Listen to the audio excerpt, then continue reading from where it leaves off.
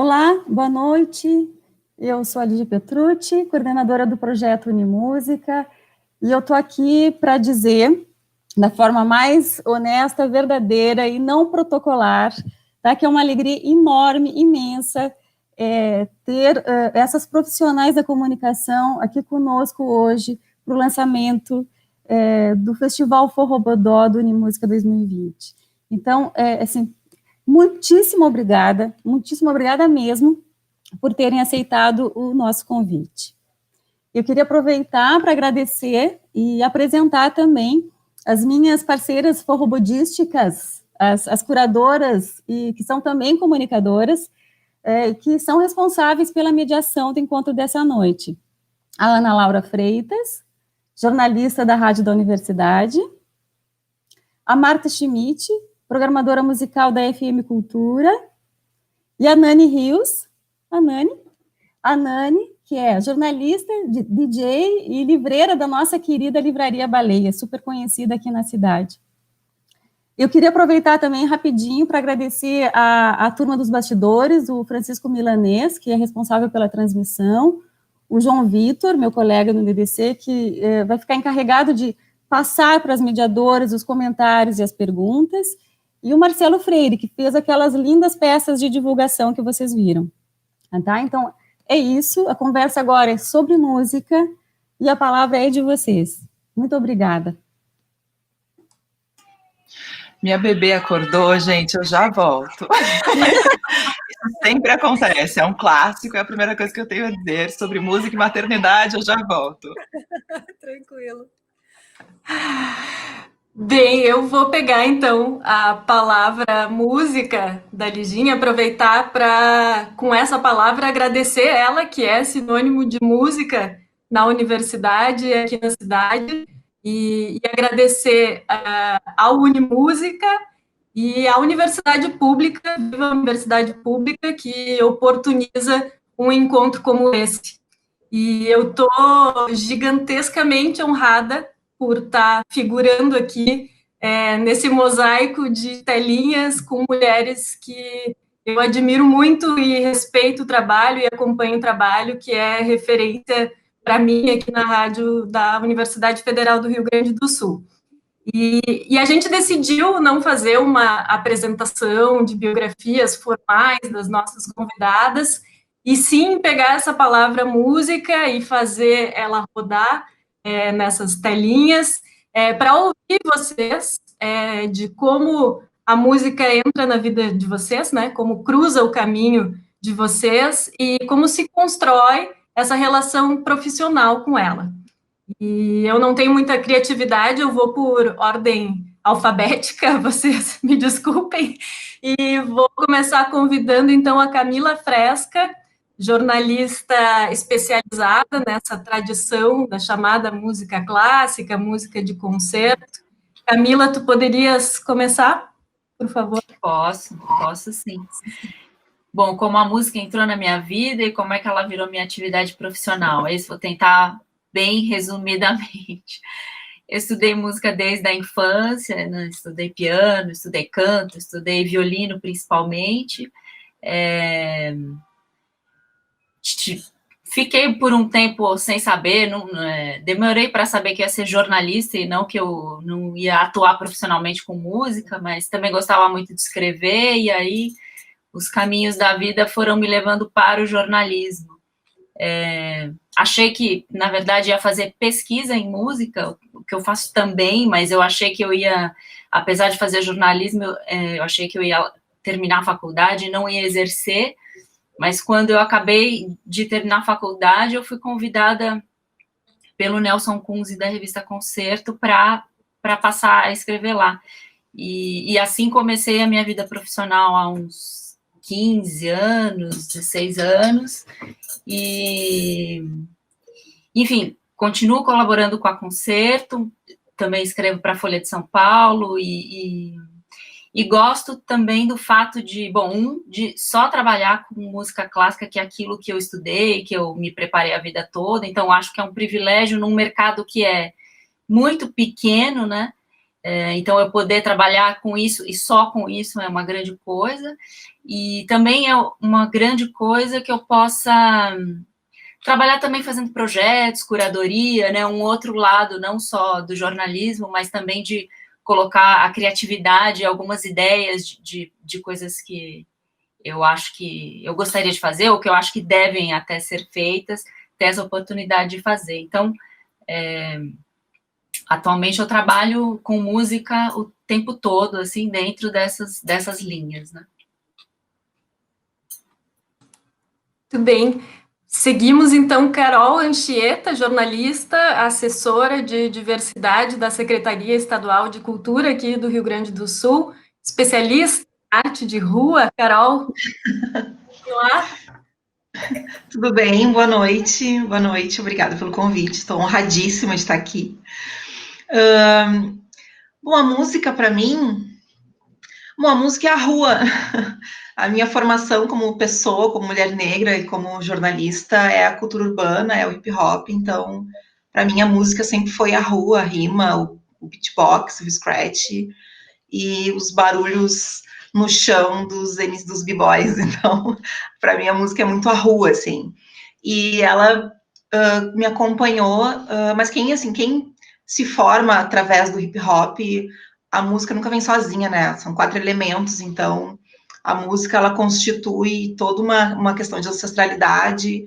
Então a música nunca tá sozinha, assim, né? A musicalidade nunca vem sozinha. Então a música para mim também é resistência, eu lutar pelo meu espaço de existir e poder me expressar da maneira que eu quiser. Então eu venho da formação musical da resistência, né? O hip hop ele é resistência.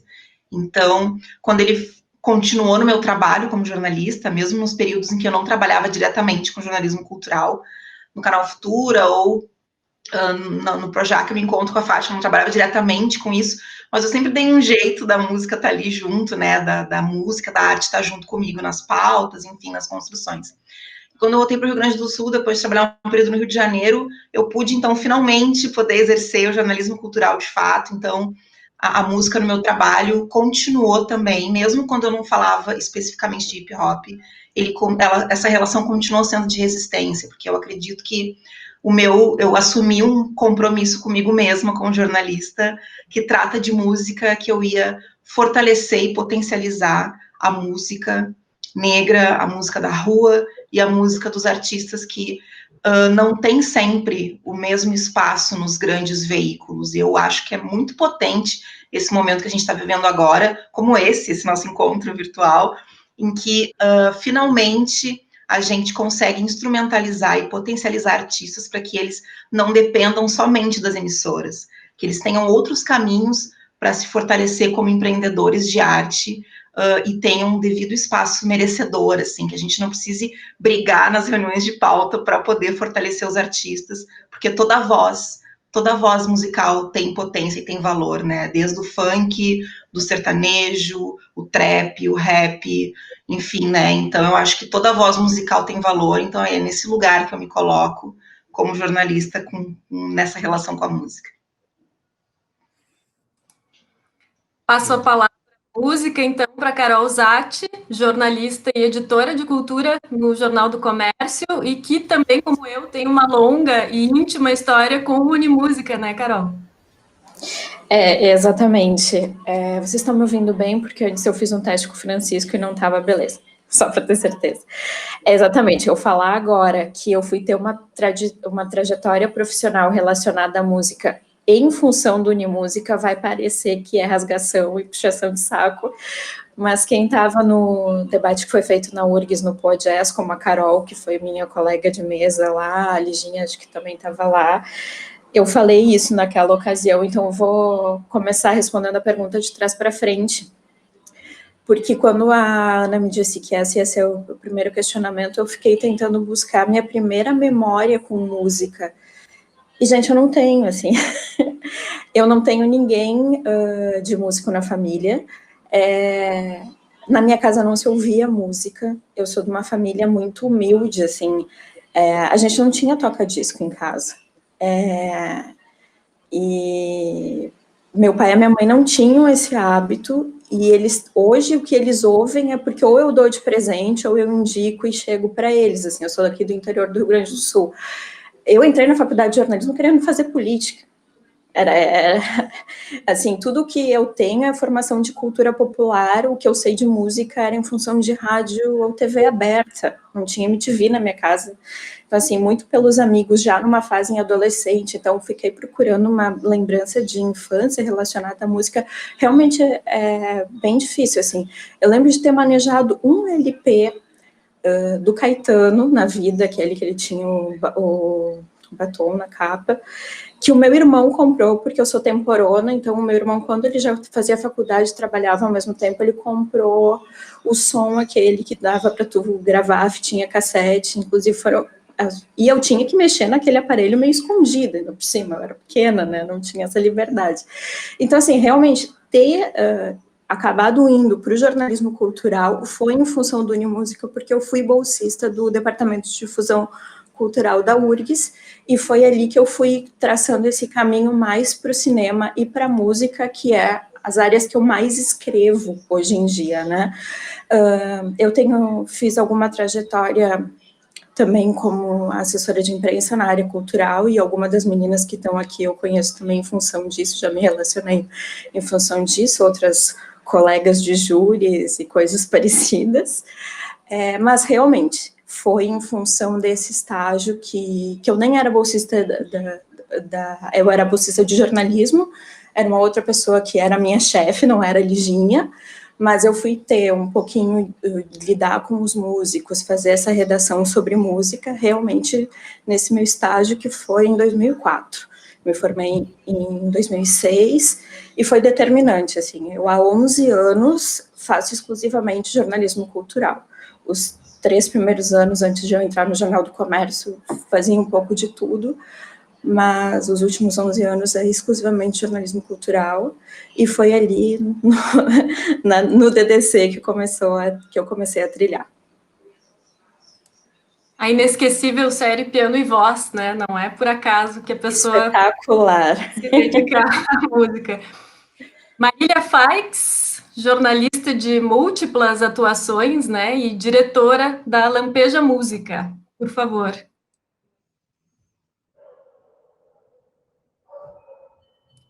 Marília, a gente não está te ouvindo. Boa noite a todas, muito obrigada pelo convite, estou muito honrada de estar aqui entre vocês também. Muitas mulheres que eu admiro e que eu acompanho. E a minha relação com a música, eu acho que começou quando eu entrei na Bandeira. Eu sempre gostei de música, porque meu pai gosta de música, e eu ficava gravando os...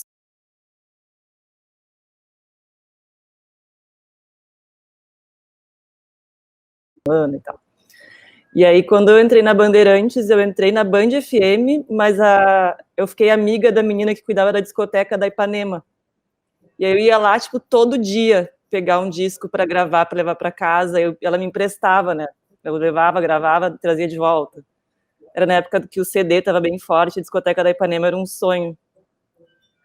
E aí, alguns anos depois, eu virei estagiária da Ipanema e depois coordenadora de programação. E aí, há 15 anos que eu trabalho com música e comunicação e respiro isso na minha vida, assim, né? Também trabalhei muito trabalho ainda como DJ e nessa pesquisa, principalmente na música brasileira.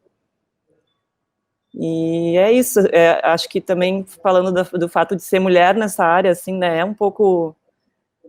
É uma coisa que a gente às vezes nem se dá conta, assim, né? Mas é mais tortuoso, é um pouco mais difícil, né? Como ser mulher. Na Ipanema era um ambiente totalmente masculino, nas rádios que eu trabalhei era super masculino, assim, né? Então eu me sinto grata por conseguir trabalhar com música sendo mulher, né? Nesse país, privilegiada, né? Também dentro de todos os privilégios que eu tenho, enfim. E acho que é isso. Vou dar a vez para a próxima. Tem muitas mulheres aqui para falar. Vou passar, então, a palavra música para Maria Luísa Kfouri, jornalista, musicóloga, pesquisadora por trás de grandes projetos como Músicos do Brasil, uma enciclopédia instrumental, e Discos do Brasil. Por favor, Maria Luísa. Oi, boa noite a todas. Obrigada pelo convite. Olha, bom, primeiro que eu nasci numa casa em que se ouvia música. Meu pai era louco por Noel Rosa, Francisco Alves, essas coisas assim, minha mãe também. Sou caçula de 3 homens, e tenho um irmão que mora há 40 anos aí em Porto Alegre, que também gostava muito de música, que foi quem levou para casa, por exemplo, o João Gilberto, mas coisas que eu ouvia assim, pequena, enfim. Adorava o João Gilberto, adorava ouvir o Pato e coisas assim, mas sem, evidentemente, naquela época pensar, nossa, o João Gilberto, que revolução e tal. E a música entrou definitivamente na minha vida quando eu vi a Elis Regina cantando o Arrastão naquele festival de 65, eu tinha 10 para 11 anos, foi quando a música virou o centro das minhas atenções. Ali eu quis saber tudo que estava vindo junto com ela, tudo que tinha vindo antes dela, assisti ao surgimento de uma geração absolutamente excepcional da música brasileira, né? E todos eles excelentes professores de música, né? O Chico, o Caetano e tal. Então, ali eu comecei, mesmo sem saber que eu estava fazendo isso, eu comecei a minha vida de pesquisadora, de memorialista, eu recortava matéria de jornal, eu catalogava em pastas. Eu fiz isso de 1967 até o surgimento do Google, quando eu resolvi parar, falei, eu vou parar de recortar jornal, evidentemente, porque daqui para frente vou estar perdendo meu tempo. É um acervo que hoje está no Instituto Moreira Salles, todo digitalizado, né? E aí comecei... Eu pensava em música, comecei a estudar violão, comecei a estudar música mesmo, e tal, e pensava em música o dia inteiro, ouvia música o dia inteiro e tal, e aí fui me encaminhando para isso. Fui fazer jornalismo, né? E nunca trabalhei exatamente como jornalista, embora já escreva bastante sobre música, e aí... nos anos 80, fui trabalhar na Rádio Cultura, aqui de São Paulo, da Fundação Padre Anchieta, primeiro como programadora musical, saí, depois voltei para dirigir a Rádio AM, que é uma rádio só de música brasileira. Ali foi, né, vocês podem imaginar, era uma coisa assim, me entregaram na mão uma rádio para eu fazer, né? Foi ali que eu conheci a Patrícia, né? Trabalhamos juntas anos ali, e... foi um período muito rico, muito bom da minha vida, em que eu aprendi muita coisa também, porque a Cultura tinha uma discoteca formidável, né? Ali eu também fui fazendo assim os meus PhDs, fui ouvindo coisas sobre as quais eu só tinha lido e nunca tinha ouvido, né? E foi uma coisa assim que eu fui fazendo autodidaticamente, completamente, né? Lendo o que se tinha para ler na época, que era uma época que tinha muito pouca coisa para ler, né?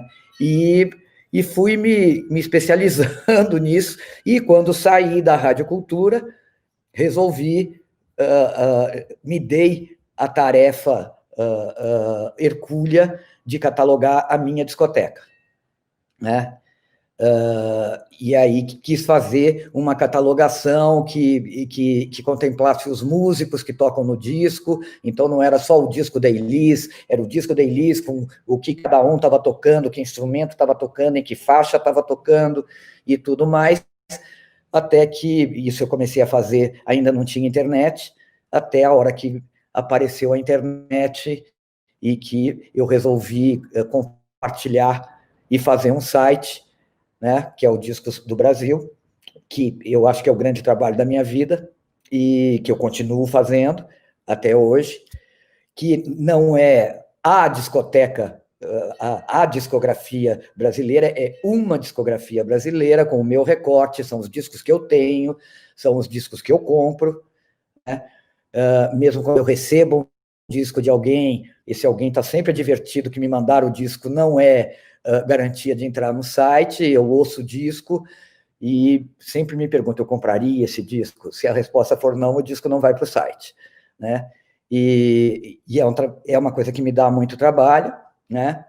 O site, nesse momento, está sendo reformado, vai ganhar um novo design, vai ganhar uma nova plataforma e tal. Eu estou, assim, nesse trabalho de parto com as 2 pessoas que estão fazendo isso. E, enfim, o meu primeiro sentimento de orgulho de ser brasileira me foi dado pela música brasileira. Atualmente é o único.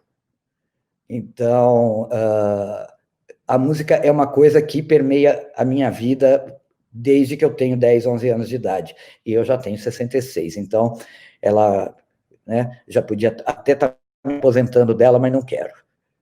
É isso. Muito bom. Bem, Patrícia Palumbo, jornalista, criadora do programa Vozes do Brasil, da Rádio Vozes e do podcast Companheiro da Pandemia. Muito bom. Gente, é um prazer estar aqui com vocês. É lindo ver essa diversidade aqui, né, de atuações, de gêneros, de estilos, de histórias. A Mana foi minha professora na Rádio Cultura AM, onde eu entrei com 18 anos de idade, fazendo apoio de produção, né, Mana? E depois comecei a fazer programação, e o primeiro programa de rádio que eu fiz na minha vida foi ela que me possibilitou colocar no ar, porque eu tinha inventado, e o que é muito divertido de contar hoje aqui, de entrevistar o Renato Borghetti. Então me joguei para Porto Alegre com um gravadorzinho de rolo, fitinha de 15, fui para a casa dele enquanto alguém fazia faxina na casa, imagina que loucura, né? Eu fiquei gravando uma entrevista imensa com ele, depois não sabia o que eu ia fazer com aquilo. Aí quando eu voltei para São Paulo, eu juntei mais um tanto de informações e de entrevistas, entrevistei o Sivuca, o Pelão, um monte de gente, e criei o meu primeiro programa de rádio que chamava Radiografia, que só foi para o ar porque a Mana ouviu e achou que ali tinha alguma coisa que valia a pena, né? E isso faz muito tempo, faz mais de 30 anos, porque... É verdade, faz mais de 30, eu vou fazer 55 daqui a pouco, daqui a um mês, e eu estou no rádio desde os 18, mas o rádio e a música estão na minha vida desde antes de eu nascer, porque meu pai, carioca da Tijuca, foi ator de radionovela, e minha mãe, Caiçara, aqui de São Sebastião, era louca por rádio, e radionovela, e música, e sempre cantou muito. E quando eu cheguei na Rádio Cultura AM, aquela discoteca absurda, né, de LPs divinos, foi que eu descobri que Chiquita Bacana, na verdade, não era invenção da minha mãe, que era um clássico da música de carnaval. Então, ali eu descobri um universo maravilhoso pelo qual me apaixonei, e nunca mais saí do rádio, né? O Vozes do Brasil tem 22 anos, o Peixe Voador, que é um podcast, tem alguns meses, mas já é uma paixão para mim. Então, a música assim, é meu dia a dia. A música é trilha, eu acordo ouvindo música, eu faço a minha própria programação aqui, eu ouço desde as músicas eruditas, né? Já que a gente tem aqui a Camila da Concerto, com quem já conversei bastante, ouço música clássica de manhãzinha, depois música instrumental perto da hora do almoço, instrumental brasileira. Fiz o Sesc Instrumental o tempo inteiro que teve instrumental Sesc Brasil, eu fui a pessoa ali a gravar as entrevistas e tal.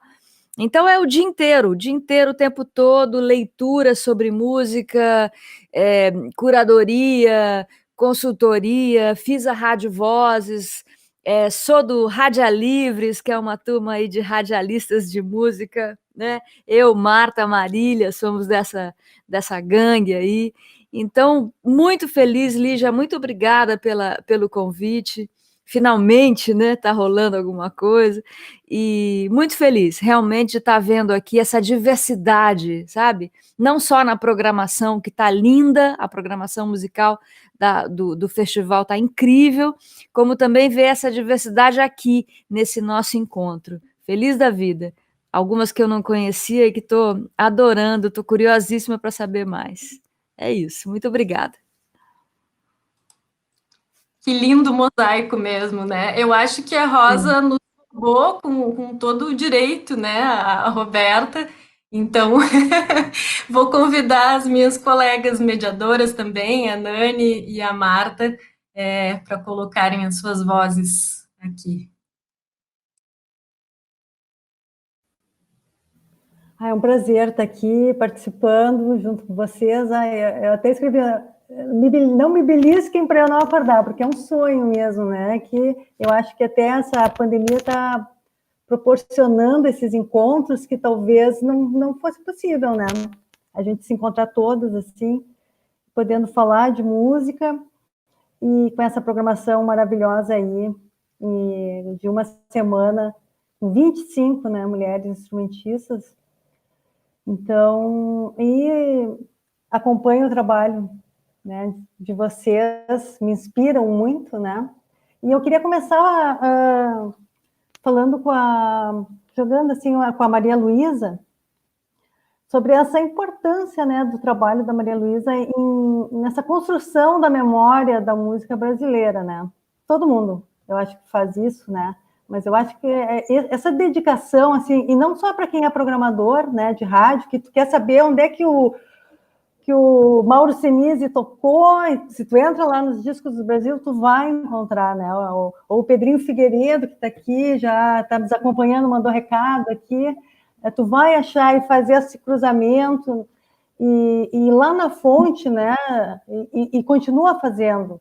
E daí vem a Patrícia, né? Que o trabalho da Patrícia, que me chama a atenção bastante, também é isso. Ela vê o hoje, né? O que é produzido agora no contemporâneo, mas sempre com o olhar da fonte, né? Dessa base, desse dialogando. Então, que bom que tu está continuando a fazer e que maravilha isso, Maria Luísa. Queria que tu falasse um pouquinho, assim, qual foi a primeira coisa que te levou a querer, com tanto cuidado, com tanto respeito, né, com cada músico, que às vezes está lá atrás, né, está tocando, né, ao mesmo que o microfone que está ali no holofote, tu imprime esse respeito, e eu acho isso fundamental, né? Isso falta, né? Olha, Marta, isso de dar essa importância para o músico, bom, primeiro, porque eu sempre gostei também de ouvir música instrumental e tudo mais, mas quem me ensinou muito, sem ser formalmente, mas quem me ensinou muito a dar importância para o músico foi a Elis. Né, que era uma cantora que dava uma importância imensa para os músicos que tocavam com ela, né? Imensa, no sentido de prestigiá-los e tudo mais. E quando eu comecei a fazer esse trabalho, bom, por exemplo, a programação que a gente criou na Rádio Cultura dava muita importância para o músico, né? Então, a gente fazia muito, às vezes, assim, uns blocos musicais cujo instrumento em destaque, por exemplo, era o clarinete. Né? E chamava a atenção do ouvinte para isso. Nas próximas 3 músicas você vai ouvir o clarinete. Né? E às vezes até fazendo um textinho, explicando a importância do clarinete na música brasileira, no choro, e coisa assim e tal. Né?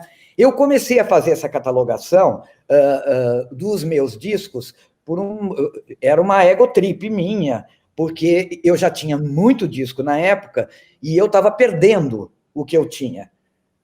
Né, sabe? Eu sei que eu tenho essa música, mas não me lembro em que disco tá, e não sei o que, e tal. Então, eu comecei a fazer isso para mim mesma. Eu falei, vou catalogar meus discos, mas já que eu vou fazer isso, eu vou também fazer um grande catálogo de músicos. Né? Me deu muito trabalho, porque muitas vezes tinha o nome do músico no disco, o instrumento que ele estava tocando, mas não tinha a faixa. Né? Então, eu punha o disco para ouvir, assim, bom, aqui, Mauro Senise, sax soprano, vamos ver onde é que tem um sax soprano. Então aqui, né? Às vezes tinha mais de um tocando sax soprano, aí eu ponho uma observação, olha, não dá para saber quem é. Chegou um tempo que eu comecei a saber quem era, também. Mesmo que não tivesse, porque você vai conhecendo o som do instrumentista. Quer dizer, foi uma coisa que, para mim, também desenvolveu demais o meu ouvido. Né? Eu fui ficando com tal. Né? E essa preocupação. E aí, quando eu resolvi fazer um site, botar na internet e tudo mais, eu pensei muito, primeiro, na minha dificuldade, lá quando eu tinha 13, 14 anos, na minha dificuldade dificuldade de formação, que foi absolutamente autodidata, do pouco material que eu tinha para pesquisar, né? Falei assim, bom, vou dar a minha colaboração. E também vou devolver aos músicos brasileiros tudo o que eles embelezam a minha vida, né? Então... A linha de Valença está ali, né? maravilhosa. Dar a eles essa retribuição, né? E tal. Tem muito músico que fala para mim, fala assim, nossa, você me lembrou de coisas que eu não lembrava mais que eu tinha feito e tudo mais, né? Então, porque, por exemplo, quando eu tinha lá 13, 14 anos, tinha muito pouca coisa para ler, né? O que mais tinha era Tinhorão, né? Eu tinha uma relação de amor e ódio com o Tinhorão muito grande, que se por um lado eu aprendia um monte com ele, por outro ele falava mal de todo mundo que eu gostava, né? Então era aquela coisa, e eu tinha 13, 14 anos também, quer dizer, não tinha muito como fazer esse filtro, né? Que eu fui ser capaz de fazer muito tempo depois, quando comecei a relê-lo, né? Sob outra ótica e tudo mais, né? Enfim, então, e é um trabalho que me dá muito prazer fazer, tá certo? Primeiro porque eu gosto de ouvir música, então quando chega o disco, quando eu compro um disco e tudo mais, a primeira coisa que eu vou fazer é ouvir o disco sentada, longe do computador, com o encarte na mão e tal, até para saber se eu vou colocar no site ou não. É uma coisa, é um trabalho, o Juca, meu irmão, fala que é trabalho de japonês, né? Isso aí é trabalho de japonês, porque é um trabalho pentelinho, assim, nesse sentido do mínimo detalhe, de você fica ali, vai ouvir que faixa é, faixa 2, faixa 5, faixa 7, faixa não sei o quê, tal, mas que eu faço já reouvindo o disco, né, por uma segunda ou terceira vez e tudo mais. Então, tem que ser uma coisa prazerosa, senão eu não ia aguentar fazer, né? É um prazer imenso, entendeu? Porque é uma coisa... Fazendo essa construção de memória, né, que é tão rica e tão essencial para nós, né? Quer dizer, que é uma coisa que as minhas sobrinhas sabem, que se um dia eu morrer, elas vão ficar pagando o hospedeiro lá para manter ele no ar, tá certo? Eu morro, mas ele fica, entendeu? Então, é uma coisa que eu estou deixando mesmo e tal, e que eu faço com imenso prazer. Posso, às vezes, estar cansada. Tem dia que eu falo, não, hoje eu não quero saber, hoje eu não vou ouvir música, hoje eu não vou fazer nada. Também tenho esse privilégio de poder escolher a hora que eu trabalho, o jeito que eu trabalho, se trabalho ou não trabalho e tal, né? Então, isso... O Brasil sempre foi muito acusado de ser um país sem memória, né? Coisa que dos anos 80 para cá, quando começaram aquelas publicações todas de biografias e de songbooks e tal, eu acho que hoje em dia é injusto falar isso, né? Tem muita produção musical, muita produção intelectual musical, né? Principalmente vindo agora da academia, né? Agora estão escrevendo sobre música os músicos, que são as pessoas mais abalizadas para fazer isso, né? A música popular chegou na academia, chegou na Unicamp, na USP, na URGS, na UERJ e tudo mais. Então você tem grandes, excelentes músicos escrevendo muito bem sobre música, né? Então eu me sinto orgulhosa de fazer parte um pouco dessa turma, né? E de dar a minha parte, né? Maravilha. A gente agradece muito, todos. Tem um monte de gente que faz isso também, cada um faz a sua, né? E a gente, quando junta, está fazendo uma coisa grande pela música, né? A Robertinha aí de volta. Desculpa, gente, cheguei para me despedir. Cantou uma cantiga de niná. Né? Uma 70. Não, ela mama ainda, esse é o problema. E ela, se eu não vou, é um escândalo. Então é melhor eu ir resolver do que... Enfim, me perdoem, gente, acontece. Tá perdoada.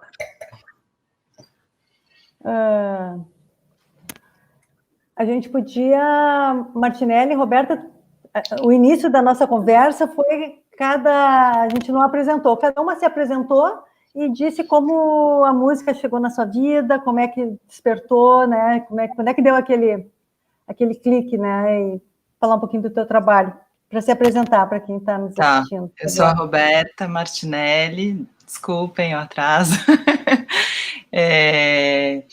Eu tenho um programa na Rádio Eldorado de música brasileira, um na TV Cultura, que é o Cultura Livre, e faço um podcast na Deezer, que é o Essenciais. Eu comecei estagiária na Rádio Cultura, assim como Patrícia. O resto trabalhou na Rádio Cultura, um monte de gente trabalhou na Rádio Cultura, a Camila. Quem mais? A Mana não preciso nem falar, que ela foi dona da Rádio Cultura, quase. Mas eu me formei em teatro, e a música começa na minha vida um pouco por causa do teatro, e quando eu entrei na Rádio Cultura, eu entrei como estagiária, e entrei na Cultura FM de estagiária, eu era estagiária dos programas de música erudita, e nessa época eu achava a Rádio Cultura M uma rádio muito maravilhosa, mas não tinha música brasileira dita, atual, contemporânea, e aí a gente fez um piloto de um programa que seria este programa, que era o Cultura Livre, e foi assim que eu entrei e comecei a trabalhar com isso, larguei o teatro, larguei tudo e fui pega pela música de vez. Joia. Vou pegar aqui o gancho. Posso pegar, Martinha? Vou pegar aqui o gancho, então, que a gente estava conversando, acho que isso que a Martinha puxou, falando da importância da memória e do que a Patrícia também sempre traz, da necessidade de ouvir o hoje, ouvir o novo. E eu acho que isso também não seria possível se a gente não tivesse uma grande emergência de músicos independentes trilhando outros caminhos, né? Que não só o CD, não só as rádios, né? Não só, não digo nem o mainstream, mas assim, meios mais tradicionais. E aí eu queria chamar aqui para o centro da roda, não só a Patrícia, mas também eu acho que a Carol, a Marília, para falar um pouco sobre a Carol Anchieta, no caso, para falar sobre a comunicação independente nesse momento de música, né? A Marília com Lampeja, a Carol ativa super bem as redes sociais, o próprio Instagram, e a Patrícia também, né, anda por esses pagos, fazendo do jeito que bem entende, né, na verdade. E aí eu vejo que chega a invadir muito a música contemporânea, que usufrui disso, que não necessariamente tem um CD para mandar, mas às vezes está fazendo um trabalho legal, um show legal, uma parceria legal, está fazendo trilha de teatro, enfim. Então eu queria queria que vocês comentassem um pouco o trabalho que vocês fazem na comunicação independente com os novos músicos.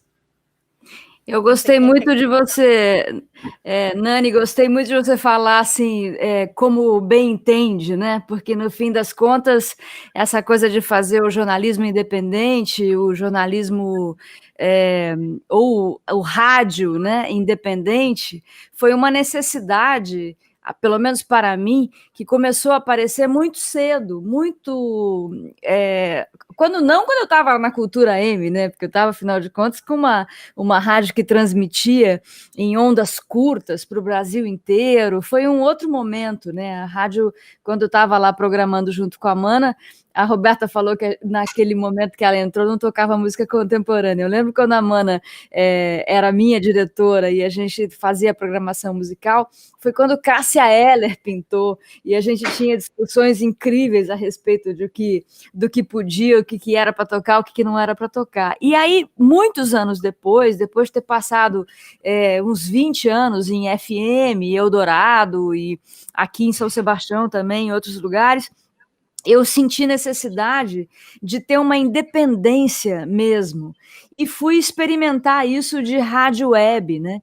Fazer uma rádio, criar a Rádio Vozes foi uma experiência muito interessante, porque eu me vi diante de um universo imenso, né, de possibilidades, e outro maior ainda de dificuldades, porque para você fazer uma rádio, né, com todos os critérios que a gente aqui, todo mundo compartilha, né, que é a seriedade, pagar direitos autorais, né, pagar ECAD, né, tá ligado em em coisa nova e, ao mesmo tempo, não esquecer do que é fundamental dentro da canção brasileira, porque você não pode fazer um trabalho sem trazer essa bagagem toda para o ar, entende? Falando essencialmente de rádio, né? Não dá para você, fazendo uma rádio inteira, no caso, fazer um único recorte, não, pelo menos para mim. Então, foi uma experiência muito interessante. Agora a Rádio Vozes virou um site. Eu estou questionando essa coisa do streaming, porque no momento em que a gente está a pagar a ECAD, sendo uma jornalista independente ou uma rádio livre, né, é muito difícil, porque a receita não entra, só sai, né? Então a gente se vê como a Mana fazendo o Discos do Brasil, né? Como a Roberta teve a iniciativa de fazer o Cultura Livre e galgou aí essa história toda, foi até a TV. Eu acho que a gente vai fazendo coisas meio sem saber muito bem aonde vai dar, né? Por isso eu gostei desse não sei o que você falou aí, né? Porque a gente só tem o desejo de poder abrir espaço. Eu acho que esse é o grande desejo, na verdade, né? Deixar alguma coisa e abrir essas portas todas, que venham muitas, muitas, muitas mais. Posso falar? Não sei se está tendo alguma ordem, alguém levanta a mão ou pode... Não, eu estava pensando sobre isso, né, sobre fazer um jornalismo independente, e eu entrei, eu acho que quando eu comecei a trabalhar, eu entrei em lugares grandes assim, a TV Cultura, são já meios tradicionais, e eu sempre falo isso, mas eu não sabia como era o mecanismo, eu vinha do teatro, eu vinha de uma outra área, então eu não sabia o que era de fato, e eu sempre falo que se eu soubesse o que era, talvez não, com certeza o Cultura Livre não existiria, porque desde o começo era um programa que falavam, isso você não pode fazer, isso você não sei o que lá, isso não sei o que lá, e eu falava, como assim? Não, isso não existe alguém falar que isso não pode fazer, por que isso não pode fazer? Não, porque essa música não é palatável, por que não, calma aí, não existe isso, Sempre então, ouvi isso. Eu não sabia as regras do jogo quando eu entrei no jogo. Então, não sabendo as regras do jogo, eu joguei um outro jogo e, graças a isso, aconteceu o que aconteceu. E digo isso assim, até na televisão, com já alguns casos, eu tive um caso mais forte, que foi um caso de censura, com uma música que falava mal do Dória e do Alckmin, foi cortada, e eu escrevi um post falando que jamais faria isso, que eu entreguei o programa inteiro, isso aconteceu depois, e aí rolava um bolão na TV, que era quando que eu ia ser demitida, né, em quanto tempo eu seria demitida. E eu acho que agora eu sei todas as regras do jogo e percebo que, sabendo as regras do jogo, a gente fica mais medrosa do que era quando não sabia quais eram as regras, né? Hoje eu sei e finjo que não sei, mas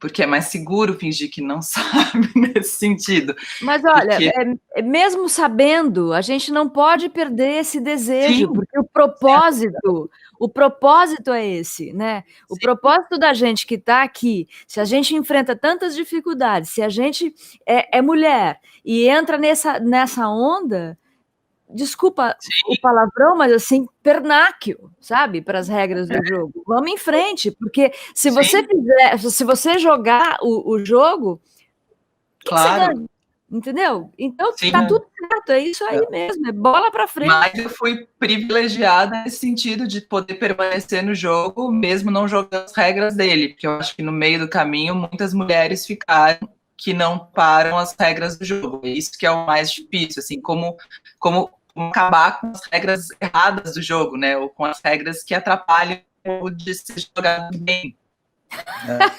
Eu acho que mostrando que dá para fazer de outro jeito, sabe? E que as coisas vão dando certo desta maneira. Tem princípios e valores dos quais a gente não pode abrir mão, de jeito nenhum, né? E a gente, mesmo que vá fazendo isso delicadamente, que é a maneira que a mulher sabe fazer, a gente deve seguir fazendo, que é o que você faz, que é o que a Marília faz, que é o que a Carol faz, é o que nós todas aqui fazemos, né?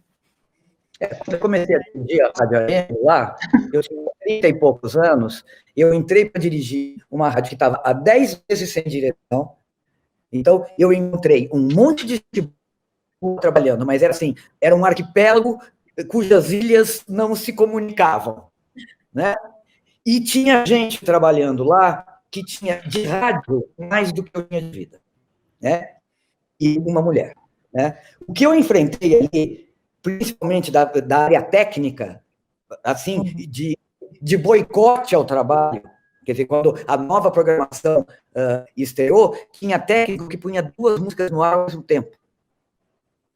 Nossa. E isso, assim, eu tinha uma Brasília velha, eu no meio da rua, ouvindo aquelas ruas, procurando um orelhão, porque isso era um ano 80, não tinha celular, procurando um orelhão para ligar para aquele desgraçado e falar para ele, você não vai derrubar o meu projeto, porque antes disso eu derrubo você.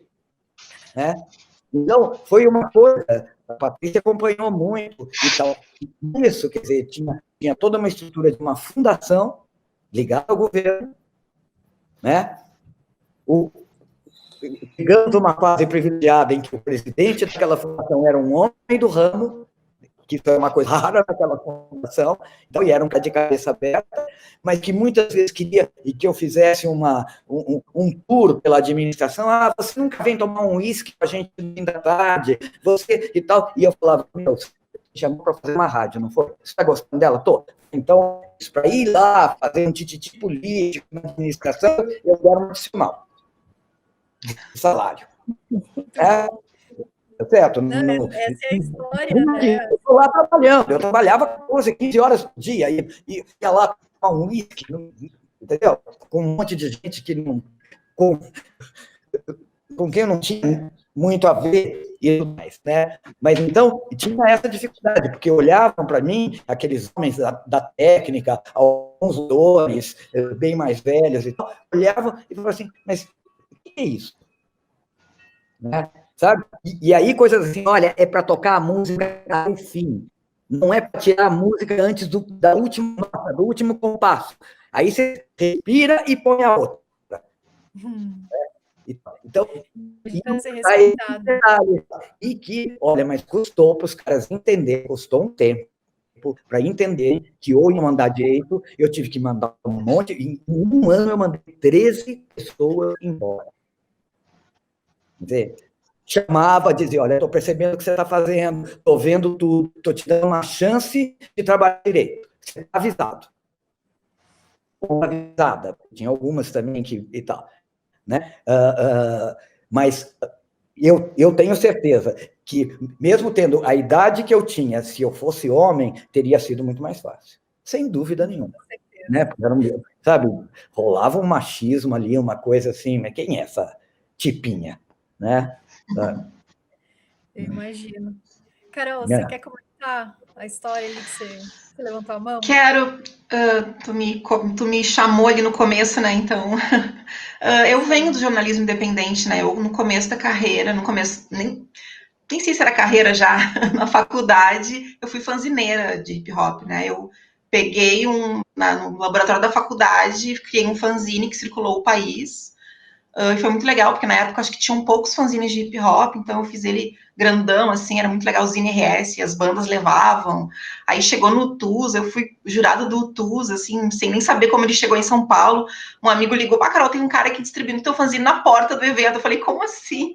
Então foi muito legal, assim, daí isso me abriu muitas portas. Eu escrevi para Rap News, para Rap Brasil.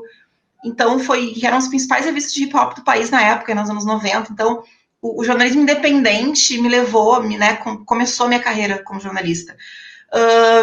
E eu sempre, como eu comecei, né, como eu falei no começo, com a música da resistência, né, que é o hip hop, eu mesmo trabalhando nos veículos, né, na Globo, no Futura, aqui na RBS TV, que é a afiliada da Globo, eu sempre zelei pela independência da comunicação na música, né, porque eu sei como é difícil tu, numa reunião de pauta, vencer e conseguir trazer para o ar, né, para as principais audiências, os artistas do underground, sabe? No meu caso, da cultura preta ou da cultura urbana, né? A cultura urbana não é contemplada nas memórias, né? Muito respeito por todo o trabalho que resguarda a memória da música, né?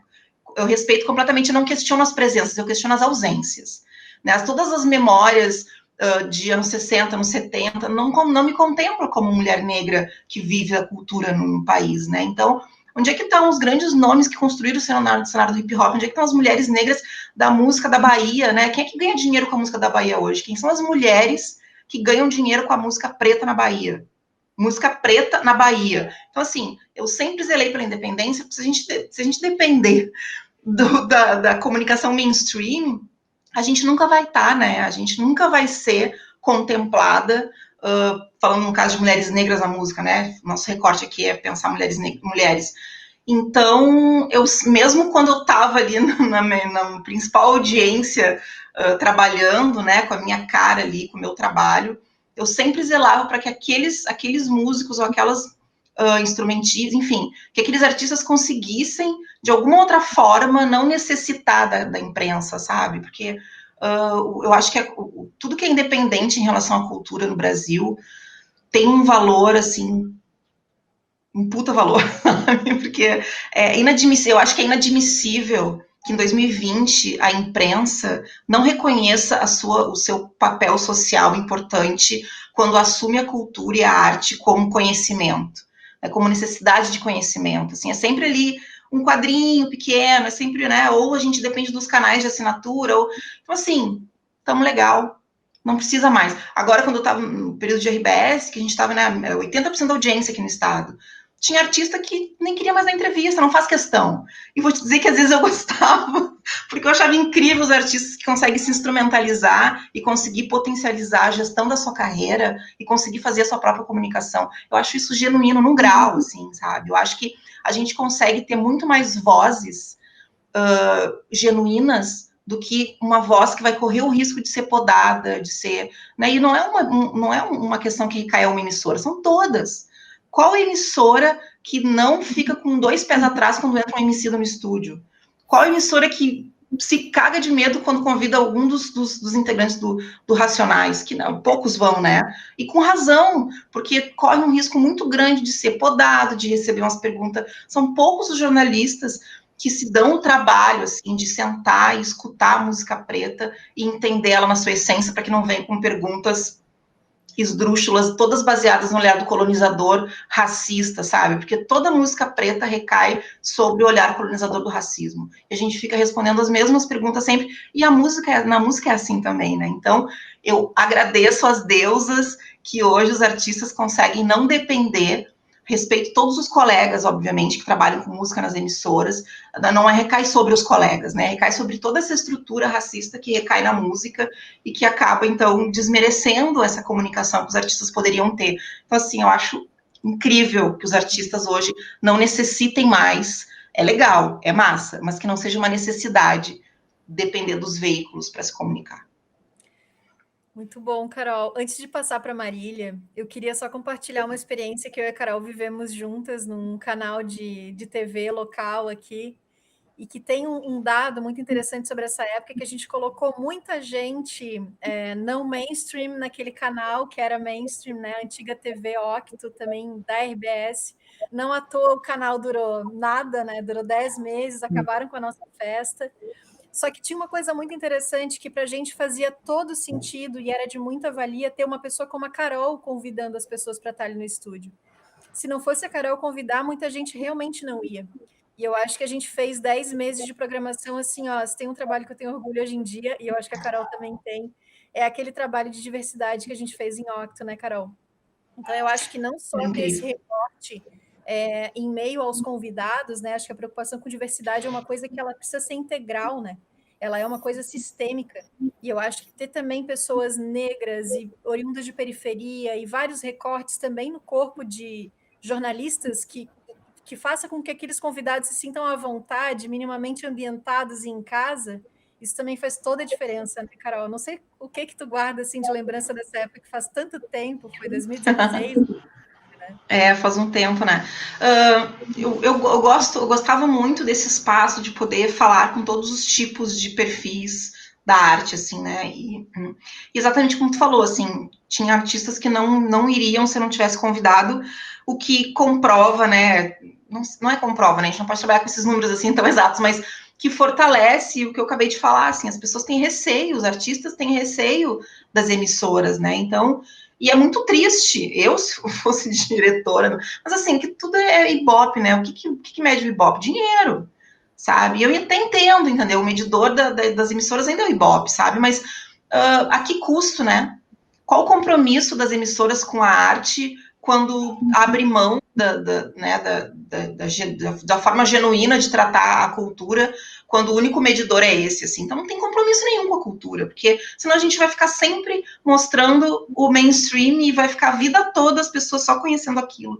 Então, para mim, de óbito, o mais legal era isso, assim, era poder estar ali com o underground, com um tempo de voz valorizado, sabe? Com perguntas genuínas, indo além do qual a data, por que essa música, por que o nome dessa música, porque, né, das perguntas rasas, assim, de mais do mesmo, assim. Então, é uma memória muito boa, assim, de poder falar de sexo, de gênero, com pessoas PCDs, a gente tratava de tudo, né, e de forma aberta e genuína. Isso, para mim, foi o mais legal, assim, daquela época. Marcou a época. Vou passar a bola aqui, dividindo o tempo, vou passar a bola para a Marília também, que eu acho que é quem pode também comentar a sua experiência com comunicação independente. Eu sempre trabalhei com comunicação, mesmo não tendo uma rádio, né? Porque a Ipanema fechou, a Rádio Unicinos fechou, eu passei por muitas rádios que fecharam também por serem muito independentes, né? Dentro de grupos que não eram independentes. E agora, com a Lampeja, eu me sinto muito livre, muito feliz, assim. É óbvio que eu não tenho a mesma repercussão, né, que eu tinha, mas é uma delícia poder escolher exatamente o que eu quero fazer, exatamente com a minha cara, e não ter que me preocupar com que um chefe vai dizer que não dá audiência, ou que aquilo tem que ser mais pop, ou que era uma coisa que às vezes me incomodava muito, assim, porque eu sempre me dedico muito, principalmente ao Lampeja, que é o programa que eu comecei lá na Rádio Unicinos, e agora eu tô fazendo independente. E é muito ruim, né, tu botar o teu coração no negócio, não que eu não gosto de ouvir crítica, mas é que esse tipo de crítica, assim, tem que ser mais pop, tu não botou uma música conhecida no meio, e eu sempre trabalho com coisas antigas e coisas contemporâneas, assim, né, para situar o ouvinte e tal, tenho essa preocupação, mas é muito libertador, assim, conseguir fazer exatamente como eu quero, como eu acredito, assim, e eu tenho um retorno muito legal de seguidores, né, de redes sociais e tal, que me preenchem também, me deixam feliz, e os próprios artistas também, né, que ficam felizes com o trabalho, também é bem recompensador. Até me lembrei, eu trabalhei durante um ano numa rádio em Londres, e a minha diretora era uma mulher, foi a única vez que eu tive essa experiência, uma mulher negra, e ela me dizia, eu tinha muito medo, porque era em inglês o programa, era um programa de música brasileira, e eu fazia em inglês, uma vez por semana, e eu ficava no começo eu ficava muito nervosa, e ela dizia, Marília, é bom que teu inglês é de brasileira, tu tem que falar o teu inglês de brasileira, que dá legitimidade ao programa, né? Então, foi muito bonito ter uma mulher de chefe, assim, que era uma coisa que no rádio eu nunca tinha tido, e ela me empoderava muito, assim. E bonito ver uma mulher negra numa posição de diretoria também, que é uma coisa que aqui no Brasil é raro de acontecer, né? Acho que sim, faz toda a diferença. Foi uma experiência. Quem continua, Guria? Ana Laura? Eu. Não, estava aqui ouvindo e adorando ouvir, e pensando nessa diversidade que somos aqui nessa sala, e querendo ouvir também, né, a gente teve aqui vários depoimentos de rádio e TV, né, e tem a Camila Fresca, uma experiência grande de revista, né, da revista Concerto, e a Carol Zatti, do jornal impresso diário, né, do suplemento semanal também, mas a Carol Anchieta falou dessa independência, né, dos artistas para se comunicarem a partir das suas próprias redes e tal, e eu fiquei com vontade de ouvir a Camila como crítica, né, falar, talvez, trazer esse lugar, e que lugar é esse hoje, né, e que função é essa que a crítica pode ocupar, e como é que é isso na tua experiência pessoal? Bom, eu estava ouvindo vocês falarem de diversidade, de gêneros, e às vezes, né, gêneros que acabam ficando periféricos no mainstream, né, e apesar de eu trabalhar com música clássica, que teoricamente, ou talvez num primeiro momento, a gente associa a uma coisa elitizada, e de fato o histórico dela é sim, mas ela no Brasil hoje, ela tem uma situação que é muito particular e é muito bacana, porque por meio dos projetos de educação musical, né, projetos sociais de educação musical pela música, a gente tem aí já algumas décadas de um trabalho sério e que vem dando frutos muito bons, assim, em orquestras e no nível musical de jovens que se dedicam à música clássica e que vêm das periferias. Hoje, se vocês forem a um concerto da Orquestra Jovem do Estado de São Paulo, que faz temporada na Sala São Paulo, vocês vão poder notar a diversidade, né, o número de jovens negros, de mulheres também, e no público e nos músicos, né, e vocês também vão notar o nível extraordinário dessa orquestra, que é uma orquestra incrível, assim, e é fruto dessa mudança de paradigma da música clássica entre a gente, acho que começou em São Paulo e isso se espraiou por outros estados também, então isso é uma coisa bem bacana da gente notar. A questão da crítica, eu faço pouca crítica, né, acho que mais reportagem, e para mim é sempre um dilema, sabe, a coisa de fazer uma crítica, porque, bom, primeiro que o espaço é exíguo, é cada vez menor, né, eu acho que hoje a gente não tem nos jornais, ou, enfim, né, mesmo, né, numa revista menos ainda, porque por ela ser mensal, a gente praticamente não faz a crítica no papel, porque uma revista mensal, a coisa fica velha, às vezes eu vi um concerto aí, daqui 40 dias não faz mais sentido fazer o comentário, né? Embora no site a gente faça. Mas, como o espaço da crítica é muito restrito, não só em tamanho, mas também de regularidade, eu sempre me pergunto o que eu vou fazer com aquele espaço, sabe? Se eu vou, então, falar de uma coisa que eu não gostei e vou ali criticar e dizer por que não, ou se eu vou aproveitar aquele espaço raro e pegar um dos muitos trabalhos bons que eu vejo e que não tem divulgação e vou pegar e vou falar desse trabalho. Então, para mim, a grande questão, assim, da crítica está na escolha do objeto, né?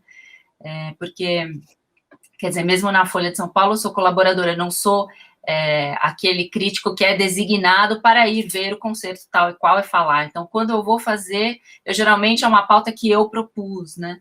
Então, essa questão de o que eu devo falar, né? Se eu vou falar mal do trabalho X ou se eu vou dar visibilidade para muitos trabalhos, é sempre uma questão que me toca. Ou se eu vou dar espaço para uma pessoa nova, desconhecida, que fez um trabalho fantástico, ou vou falar de porque às vezes a gente fala consagrado, mas também não é assim, sabe? As pessoas lutam pra caramba e não tem tanto espaço assim, né? O consagrado, tudo bem, pode ter uns 2 ou 3, mas tem ali 2 dúzias de nomes que, apesar da gente conhecer, apesar da que essa pessoa tem uma longa estrada, ela não tem tanto espaço assim, e ela está fazendo ali um trabalho de maturidade, um trabalho extraordinário que a gente também vai deixar passar. Então, eu não tenho uma resposta muito certa. A cada vez são dilemas que eu me coloco e tento fazer da melhor maneira, assim.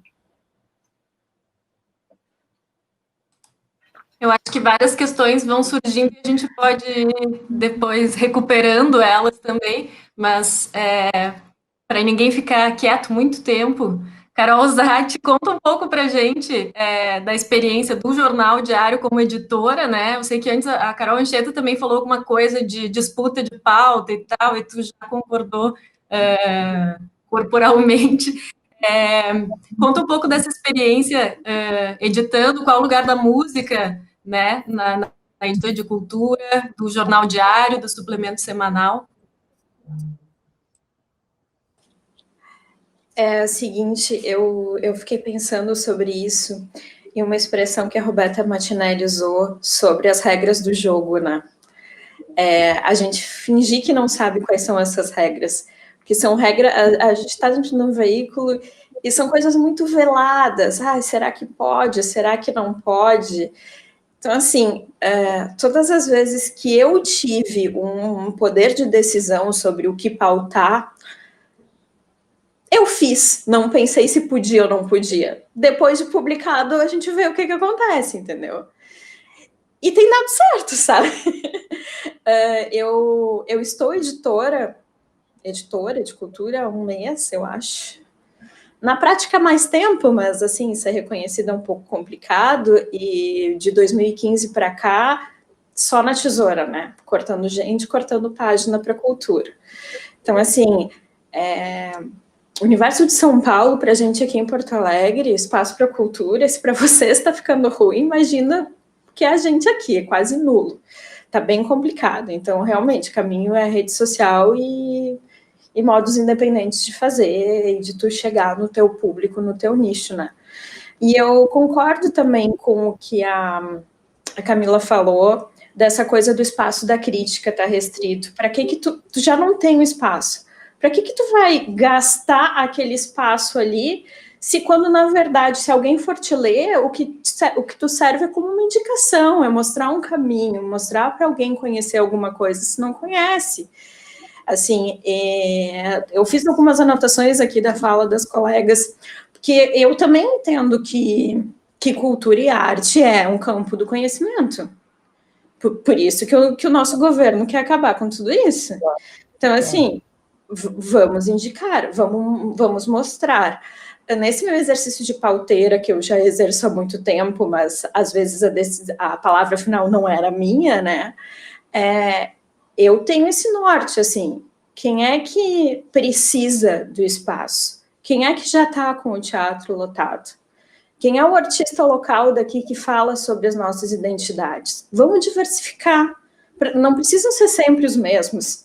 Já tem aquele veículo lá, que é o abrangente, que dá sempre os mesmos, que precisa do retorno imediato da publicidade. Claro que as coisas vêm mudando, e também no próprio JC, que era um veículo mais tradicional, mais conservador, que as pessoas tinham uma peste, assim, de ser o sisudo, né, tudo muito formal, da gente, por exemplo, não poder publicar fotos de índias com a teta de fora amamentando seu bebê. Tinha esse tipo de coisa quando eu entrei lá em 2009, né? Foi mudando. Eles tinham assim, o nosso público é o público classe média para classe média alta, tem que pensar na cultura como um produto, é um jornal de economia e negócios, essencialmente. Então, que jornal é esse? Ele está na sala de espera dos escritórios, vai para os grandes empresários, são os grandes empresários que querem se ver nessas páginas. Então, o que esse público quer enquanto produto cultural? A gente tem que dar isso para eles. As coisas foram mudando, porque a internet vai diversificando também quando tu tem um site. E a galera jovem que está entrando na faculdade de jornalismo, nas outras faculdades, nas áreas de humanas, procuram tudo na internet. E não se ligam muito em rótulos, não vou ler porque é o JC. Eles procuram onde tem espaço de diversidade. E a gente tem feito isso, assim. A gente tem uma reportagem, há 2 anos, a gente tem uma reportagem especial, que é de 3 páginas no final de semana, que eu fui editar uma matéria de slam esses dias. Eu adorei. Eu vou entender de slam e eu quero me colocar no lugar desse leitor que não sabe, e vou mostrar como é que é. Vamos deixar de um jeito que seja didático, né? Mas que também sirva para o cara que é fã daquele verso, que vai enxergar uma poesia ali, que vai ver um lirismo naquela nossa matéria com cuidado, bem editada. É um desafio fazer isso no Jornal Diário? Assim, o espaço realmente é restrito, as coisas estão mudando, a gente está tendo cobrança de audiência no site, com quantificação, com ranqueamento, o maldito do SEO tem que fazer todos esses treinamentos de título caça-clique, essa coisa. Mas é uma adaptação como todas as áreas. E jornalismo também é a diversidade do dia a dia, né? Isso que sabe, aquela pulguinha que lá no início nos picou para ir para o jornalismo e não ficar no marasmo e conhecer coisa nova todo tempo, assim. E aí vem a coisa do eu estar editora e estar sendo muito menos repórter, mas não abrindo mão de vez, porque isso eu não consigo, assim. A Patrícia falou no início, fiz uma entrevista imensa com o Borghetti, sei lá o que eu ia usar daquilo, um monte de material. Eu sou assim com todas as pautas que eu faço. E eu adoro pautar os freelancers que vêm fazer essas matérias especiais e mostrar esses caminhos, assim, tal fonte para falar sobre aquele viés e tal. Então, assim, a gente tem muita coisa em comum, né? E são aqui, vão ter coisas em comuns, cada uma pisa em um terreno totalmente diferente, e aí é do início para o fim, do fim por início, como é que a gente vê isso, e é o que alguém tinha comentado também, acho que foi a própria Patrícia, que essa diversidade da conversa que a gente está tendo aqui se reflete na diversidade da programação, que pergunta, não sei se ela já foi divulgada, esses 25 nomes, se a gente já pode falar nisso ou não, mas que está um retrato bem bacana. Eu comentei mais cedo com a Ana Laura desse Forrobodó, queria saber quem é que bateu o martelo nesse nome, porque achei maravilhoso, assim, e acho que a nossa conversa está sendo um Forrobodó que faz a pré-estreia do grande Forrobodó que vem aí mês que vem. Eu queria colocar para vocês que estão escrevendo em site e tudo mais, e você falou agora, Carol, dessa coisa que, então, tem que procurar clique, tem que ter uma audiência também, quer dizer, vai se transferindo para a internet a mesma mentalidade, mais ou menos, da grande mídia, né? Quer dizer, estou indo atrás de clique, estou indo atrás de audiência. Eu tive a sorte de dirigir uma rádio que não dependia de Ibope, era uma rádio de uma fundação, então a preocupação era com a qualidade da rádio, ninguém se preocupava ali se estava tendo audiência ou não, né? Mas o que eu vejo nessa questão da internet, e eu sou uma internetada total, né? Mas que é a pulverização, né? É um universo enorme, e em que as pessoas se perdem muito um pouco, né? Você entra ali e começa a procurar o que ler e tudo mais, e eu muitas vezes leio coisas maravilhosas.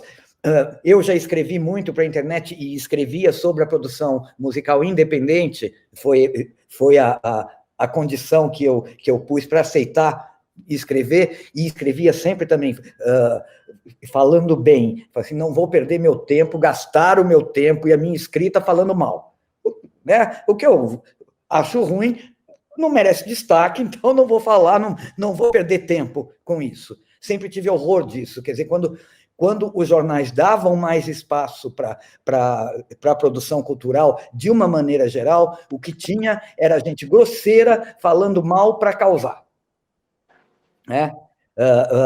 A Folha de São Paulo era, assim, exemplar nesse sentido, de gente grosseira, que conhecia pouco de música, por exemplo, conhecia pouco e falava mal, grosseiramente, fosse de quem fosse, né? Mas o que, hoje em dia, eu acho que tem essa dificuldade, por exemplo, de ter uma rádio na internet, como a Patrícia e tudo mais, essa enorme pulverização, quer dizer, você não consegue... É difícil conseguir uma fidelização, né, do ouvinte, do leitor e tal. Ou eu estou enganada? Na verdade, não é só isso, é também uma... Como é que eu posso dizer? Bom, são muitas coisas, né, Mana? A gente sai dentro de uma proposta independente, mas você está dentro de um mercado que não compreende essa lógica do independente, não compreende a lógica da diversidade, né? O anunciante, as marcas ou o mercado, que são conceitos que a gente ouve a toda hora, que parece para mim que é o saci, é o bicho-papão, é um negócio assim, porque é tudo absolutamente permeável, subjetivo, estranho. Então, para mim, é uma coisa assim, o que você tiver que fazer, que foi um pouco o que eu falei lá no começo, tem que ser nicho mesmo, porque os universos são muitos e a audiência está muito pulverizada. Então, eu acho que a gente tem que, nesse momento, se especializar mesmo em alguma coisa, sabe? Se especializar num nicho. Não digo que a gente vá... abarcar tudo é dificílimo, né? A gente pode fazer uma coisa só música erudita, uma coisa só música independente, uma coisa só slam, só rap, só hip hop, e aí a gente pode ir crescendo desta maneira, ou crescer pela diversidade mesmo, né? Aqui nesta rádio toca tudo, a maior número de diversidade, o maior grau de diversidade possível, mas tem que ser nichado, porque é muito grande, e é muito disperso. A gente entra na internet, como você mesmo falou, você vai lá fazer qualquer coisa que você quer fazer, você vai na internet. Para você entrar num assunto e se perder em 10 outros, é assim, né? Então, o que dá certo é a permanência. Por isso que os podcasts mais curtos têm mais audiência do que os mais longos, né? Então, enfim. São novas variantes, sabe? São outros desejos, os consumidores são outros. A gente mesmo consome diferente hoje em dia. Porque eu ali, na passagem dos anos 90 do século passado e tal, eu me enganei completamente, porque eu achei que ia haver uma diversidade assim, nas rádios, na época. Falei, nós estamos partindo para uma coisa assim, para uma rádio de rock, uma rádio de jazz, uma rádio de música erudita, uma rádio de música brasileira e tal. E não, o que se via na época e se continua vendo são aquelas mesmas rádios brigando ferozmente pelo mesmo nicho de mercado. Quer dizer, brigando pelo anunciante. Né? Aí entramos aí numa questão que é ainda mais preocupante, que é o sistema de concessões de rádios, e depois ainda o sistema de comércio de concessões. É tudo absolutamente errado, absolutamente errado. E eu tenho colocado aqui, sempre que posso na pauta, a possibilidade de rádios comunitárias, que são outorgas que você consegue por 10 anos, e você começa com uma rádio de pequeno alcance, você começa a fazer uma mudança considerável naquela comunidade. Eu ando muito epicurista ultimamente. Eu acho que as comunas devem ser fortalecidas, sabe? E essas comunas se interligando, talvez a gente consiga fazer uma pequena revolução nesse meio. Mas isso aí é papo para outro encontro. Não, mas a rádio comunitária, Patrícia, ela tem essa questão de ouvir aquela comunidade, né, maravilhoso!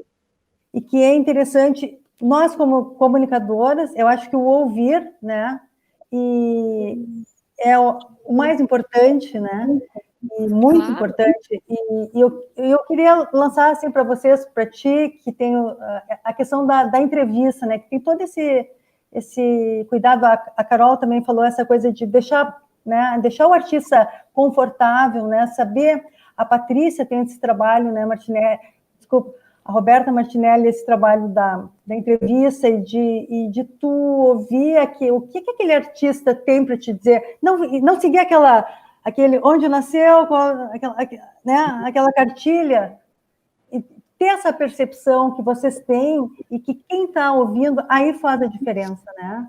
E o artista se sente reconhecido e ele vai contar, né? A memória, ele vai falar. Sabendo, queria que tu falasse um pouquinho, Patrícia, e depois... Eu queria voltar também um pouco antes, só um pouquinho, que eu fico pensando quanto realmente os hábitos mudaram, sabe? Eu acho que a gente acha que as coisas mudaram tanto, mas eu não sei se as coisas mudaram tanto de fato, assim. Porque o rádio, muita gente escuta rádio, muita gente vê TV, a gravadora continua com muito poder. Eu acho que a gente vive num mundo talvez ideal, ou não sei qual é, mas a gente acha que os hábitos mudaram muito, mas ainda não mudaram para uma bolha, né? Ainda existe uma grande maioria que escuta rádio, ainda existe uma enorme maioria que vê TV e agora mais ainda, nesse período em que a gente está, acho que as coisas ainda aumentaram. A audiência na Eldorado aumentou muito durante esse período, a audiência na TV aumentou muito nesse período. Então, eu não sei quanto, eu acho que o modo de fazer mudou muito e a gente tem muita gente fazendo, e como englobar tudo isso em poucos meios de comunicação, né? E como fazer com que esses outros lugares tenham a mesma força e a mesma importância que os meios de comunicação têm. Aí acho que é um outro caminho, um outro lance que a gente tem que conseguir fortalecer, e mesmo se, sei lá, usar esses meios para isso, né? O quanto dá para usar, o quanto a gente pode usar sem ser usado, né? Esses meios todos, e frequentá-los para o melhor sentido. Então, só pensando nesses caminhos todos. Claro, tem muita gente escutando um podcast, isso finalmente, né? Porque eu fico brincando desde a faculdade, todo mundo me falava, vai todo mundo para a internet, só vai ter podcast, e o rádio no carro vai ser internet. Finalmente o podcast chegou, né? Porque o resto eu tocar que horas que vai chegar esse negócio da internet. Que desde que eu tô na faculdade me falam que vai chegar, eu tô aqui esperando, ansiosa.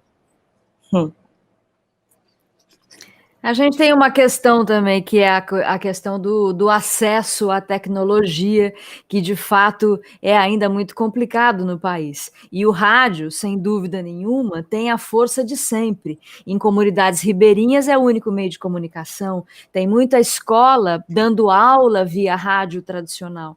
Então é claro que a audiência do rádio, num momento como esse, que está todo mundo isolado, ou deveria pelo menos, né, aumenta. Óbvio que sim. E óbvio que a gente não vai perder a força do rádio, eu acho que nunca. Como não perdeu para a televisão, como a TV não quebrou o cinema, mas acho que sim, há um novo embate de forças. Sabe, há possibilidades que não existiam antes, como, por exemplo, de um cara como Emicida fazer seu próprio canal de televisão, de televisão entre aspas, é claro, né? Como o Criolo está fazendo lá o tweet dele. São incipientes, mas são muito poderosos, porque falam, de novo, direto com as pessoas. A TV aberta e o rádio aberto, ele fala para muita gente, e o alcance dessa comunicação de massa é, de certa maneira,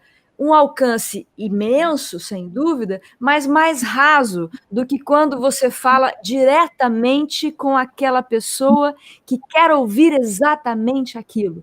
Então, quando um crioulo fala, quando um Emicida fala, ele está falando direto para o público dele. Claro que quando ele vai para o mainstream, isso também repercute, né? Reverbera, e um ou outro é atingido por aquilo. Mas a comunicação de massa tem outro propósito.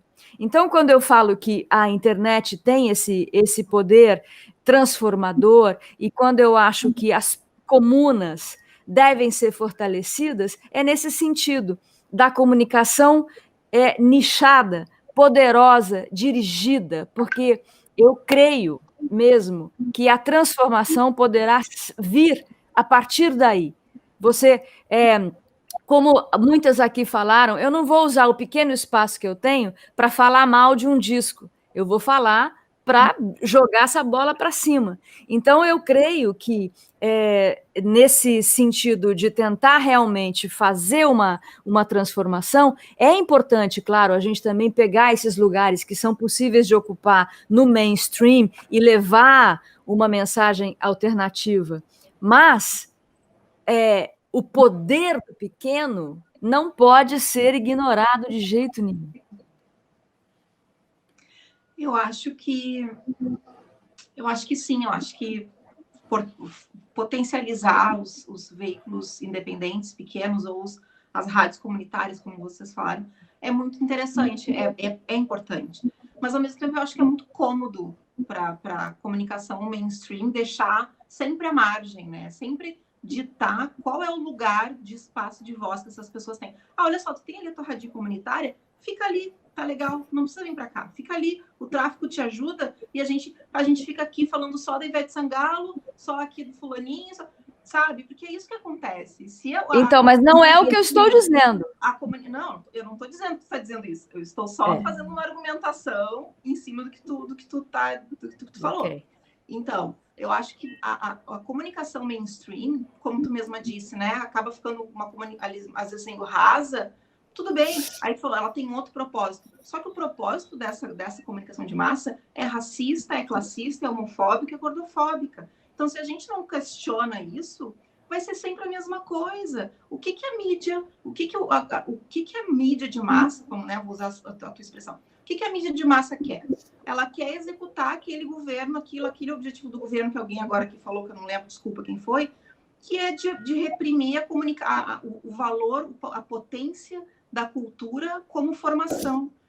Então, se a gente não for questionar e não for combater de alguma forma a mídia de massa conformada ali no seu lugar de privilégio, vai continuar as massas que realmente, concordo contigo, as massas ouvem rádio, as massas assistem TV, assistem novela, assistem os horários nobres de TV. Então, se a gente deixar que esses lugares não tenham a obrigação de falar para o tal do nicho do Emicida, por exemplo, vai continuar sempre a mesma coisa. Esses veículos eventualmente adotam uns pretos de estimação. Olha quanto artista preto foda a gente tem no Brasil, quantos que aparecem no mainstream. O Lázaro e a Thaís são maravilhosos, amo forte, mas olha, a gente é o país mais preto fora da África. Sério mesmo, que vai ficar todo mundo de boinhas, que só tem 2 artistas pretos em destaque na maior emissora do país. Não, né? Então, isso, eu acho que todo comunicador, toda pessoa que zela pelo valor da arte, da cultura como formação, precisa, sim, em algum momento, ir contra o jogo e contestar porque que só tem gente branca, classe média alta, magra, hétera, fazendo sucesso, ganhando dinheiro com arte no país. E, sim, eu acho que essas emissoras têm que ter a obrigação, sim, de falar dessas pessoas e falar do jeito certo. Eu acho que sim, os artistas do stream têm que se preparar para conseguir entrevistar o Mano Brown, o Emicida, a Pablo, todos. Não tem que ficar esperando só que a Nani, ou que, enfim, né, que o Max B.O. ou que o próprio Emicida converse com os deles sempre. Não, a gente precisa exigir e questionar e contra o jogo, senão a gente vai continuar morrendo e aí vocês da branquitude ganham dinheiro. E quando eu falo vocês branquitude, porque toda pessoa branca goza dos privilégios da escravidão, independente de se sentir racista ou não. E todo raciocínio que não inclui a questão de raça no topo da discussão é racista e conivente. Tem toda razão. Um andário paralelo, porque tu trabalhando a comunidade, aquele o nicho, tu fortalece também aquela comunicação e, ao mesmo tempo, tu entrar nos grandes meios, mas não, eu acho que os pequenos nichos, as pequenas movimentações, elas fortalecem aquele grupo, né? Mas elas têm que andar em paralelo, não dá para, eu acho que ela tem que romper a bolha, tem que entrar, tem que mostrar, né? E a gente tem que se dar conta disso, né? Tem que fazer isso. Eu queria compartilhar bem rapidinho uma coisa que aconteceu, foi super gratificante, 2 semanas, acho que foi. O nosso jornal foi o primeiro a publicar uma treta que deu aqui sobre uma cervejaria negra. E os comentários dessa matéria começaram a ser racistas, o negócio virou uma bola de neve, todo mundo começou a noticiar e tal. E o menino que fez essa matéria, que é a coisa mais linda do mundo, que é rapper, o Luca Pumes, é estagiário do Caderno Geração E. E aí ele veio falar comigo mais ou menos naquela época, estava dando a repercussão, e me disse o seguinte: Carol, admiro muito o seu trabalho. Eu, bacana, eu também admiro todo o teu. E aí ele me explicou por que ele estava me dizendo aquilo, porque a gente está fazendo uma série de entrevistas com artistas negros da nova geração, justamente para não ficar os pretos de estimação que a Carol falou. Cara, aquele dia eu ganhei um dia. Só ele ter me dito isso, sabe? Ele disse, cara, tu tá colocando as pessoas da minha geração ali na capa do caderno para as pessoas verem que elas existem. Carol, tu viu o que tu fez agora?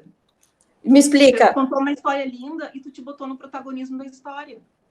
Tá, mas aí é que tá. O protagonismo não é teu, colega. O protagonismo é do teu repórter preto que fez o elogio que tu fez para ele, que ele é lindo. Cara, não é isso, entende? É isso. O protagonismo, até quando é a favor da diversidade é branco. O protagonismo não é teu nessa história, é dele. Tá, mas como é que eu tento entender, eu tento não colocar a minha boca na história para não fazer esse tipo de gafe, entendeu? Mesma coisa com o feminismo. Eu adorava ter umas estagiárias bem novinhas para me explicar o que a gente pode falar ou não. Onde é que eu me coloquei como protagonista na história? Porque eu chamei ele de lindo? Não, porque tu fez questão de contar que ele te elogiou, porque, né, é sempre a branquitude salvadora ali que botou a história na capa. Não é esse o gancho da tua história, sabe? Para mim, o potente... Não, Carol, é que ele... Deixa eu concluir. Tu me perguntou, tô te respondendo.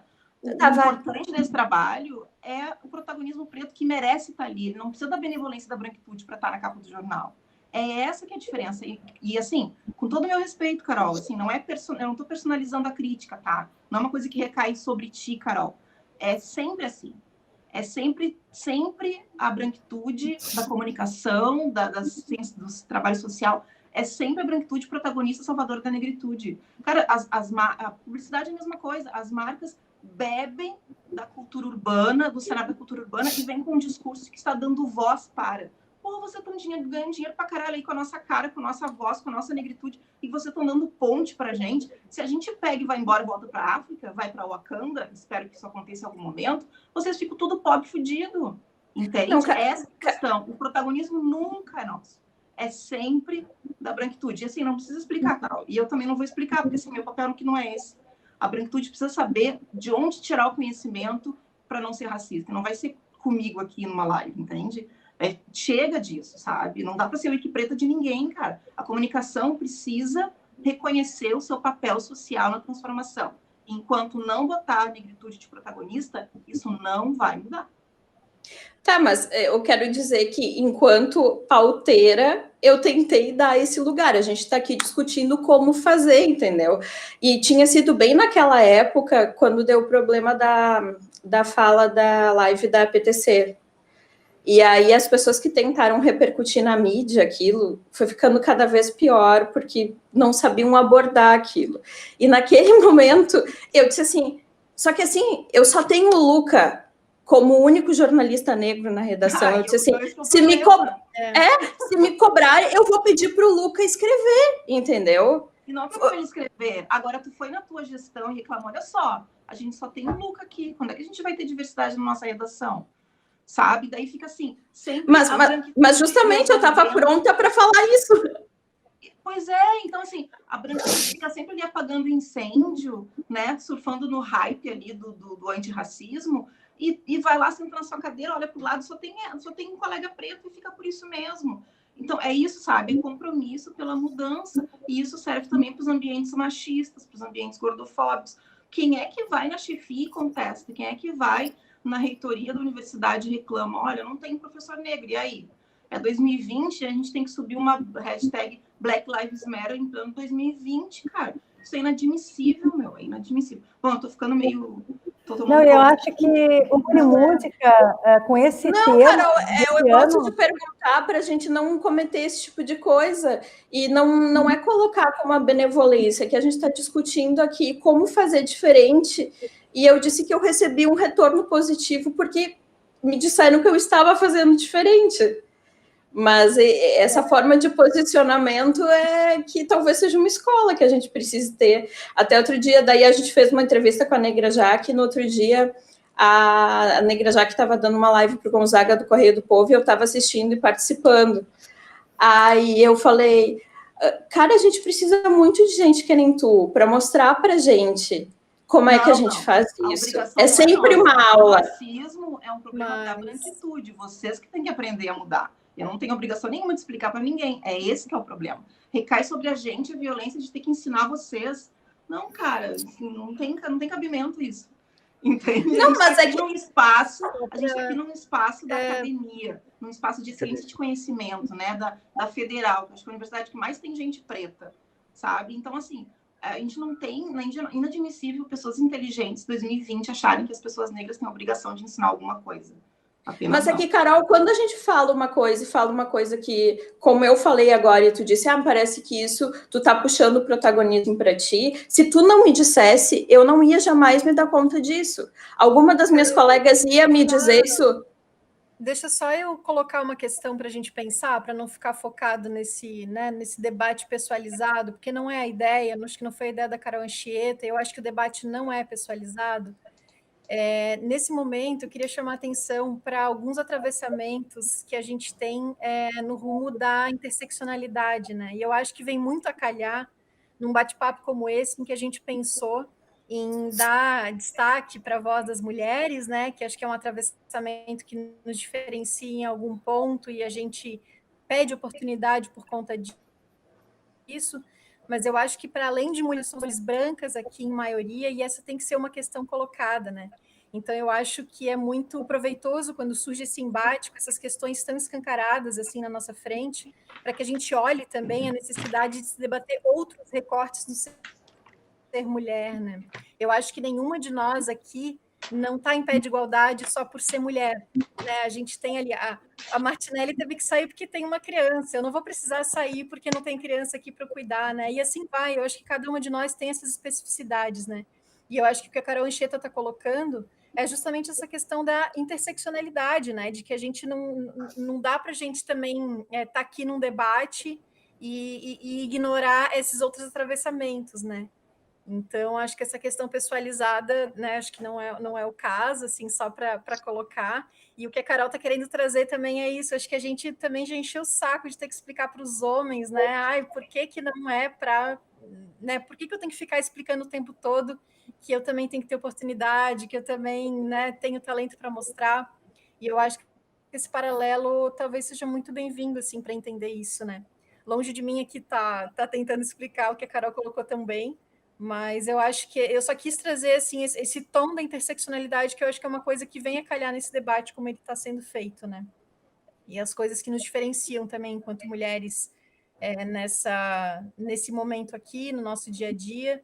É um tema que veio na nossa curadoria também, né? Na hora da gente escolher essas 25 mulheres, a gente fez questão de colocar isso como um compromisso, né, da interseccionalidade, com as questões de raça, gênero e sexualidade, nunca como um critério, né? Então, no momento em que você coloca, né, isso que a Carol trouxe, você tem um repórter negro, né, ou isso ou aquilo, é mais sobre um compromisso do que sobre, né, alguém que vai estar ali explicando para os outros que, né, que as histórias dele importam, que as histórias do povo negro importam, como é que são as questões de opressão, né? Então, mais nesse sentido, assim. Não sei se alguém quer acrescentar algo. Não, mas é só delicado, né, comparar que a gente está falando, ter uma filha, no meu caso, foi uma escolha, né, e o que a gente está falando aqui é de um racismo que não é uma escolha da Carol, e é uma questão da branquitude forte, né, então, só para, na hora de comparar as coisas, a gente não está nesse momento também, não é a mesma coisa, entendeu? Ter um filho foi uma escolha minha, é muito diferente. Não, Nani, Roberta, só para dizer que eu não tentei pessoalizar, eu só estava tentando aproveitar a oportunidade para descobrir onde é que eu tinha falado merda, só isso. E foi boa esse teu link com essa interseccionalidade, entendi onde é que tu quis chegar. Obrigada. Joia. Não, que bom. Acho que é isso. Bom, a gente está chegando próximo do nosso horário limite, né? Então, não sei se a gente... A Liginha nos deu uns minutos a mais, já que a gente também atrasou um pouco o início. Mas eu acho que a gente podia fazer uma rodada também, assim, sobre essa temática, né, do Unimúsica. Não sei se os meus colegas concordam também, né, o Unimúsica 2020 escolhe, né, dar visibilidade às mulheres instrumentistas. E eu acho que é isso, né, nas suas áreas de cada uma de vocês aqui, como é que vocês enxergam esse cenário? E aí eu acho que, não sei se a gente volta à ordem alfabética não criativa que eu trouxe, ou se vocês querem, né, enfim, cada uma se manifestar espontaneamente também, talvez possa ser mais... Posso me manifestar? Por favor. Olha, eu achei uma ideia maravilhosa, achei o elenco incrível, e queria destacar nesse elenco de vocês, uma pessoa que eu acho que é uma instrumentista, uma compositora, uma arranjadora, assim, formidável, que eu acho que talvez seja, hoje em dia, uma das melhores compositoras brasileiras, tal, que é a Léa Freire, né? Que é uma pessoa que tem muito menos destaque no cenário musical brasileiro do que deveria ter, né? Eu conheço a Léa desde sempre, o trabalho da Léa desde sempre, e acho que todo o destaque que se puder dar à Léa é pouco diante do que ela é, como compositora, como instrumentista e como arranjadora. E agora também como pianista, quer dizer, né? A Léa é conhecida como flautista, mas de uns anos para cá resolveu estudar piano e está virada numa excelente pianista, e eu acho que é uma compositora assim realmente preciosa. Então, quando vocês me mandaram o flyer e que eu fui olhar todo o elenco, que é maravilhoso e tal, mas eu fui olhando e falei assim, será que elas não chamaram a Léa? E aí, quando eu vi a Léa ali, realmente, parabéns, porque a Léa é fluida. Ela, entendeu? É uma música e tanto, né? E, no mais, quer dizer, achei um elenco, assim, maravilhoso, maravilhoso. Muito obrigada. Vou acompanhar. Eu vi também que tem essa transição, assim, entre gêneros, né? Tem um pessoal também que faz o clássico, mas que faz o choro, e a própria Léa Freire, né? Ela é uma compositora ali que está entre mundos, e tem outras representantes também, e isso eu acho uma coisa super importante, assim, porque às vezes a gente enxerga a coisa da música clássica como uma coisa à parte, separada, mas tem muitos pontos de convergência e muitos jeitos de fazer com naturalidade, inclusive na parte da performance, da apresentação, sabe? Não, às vezes esse tabu que é colocado, essas formalidades, né? Um tempo atrás eu fiz com uma amiga uma série de música de câmara num bar de jazz, e para ter justamente essa descontração que a música popular permite, que a gente não consegue, às vezes, na sala de concerto, e foi muito bacana. Então,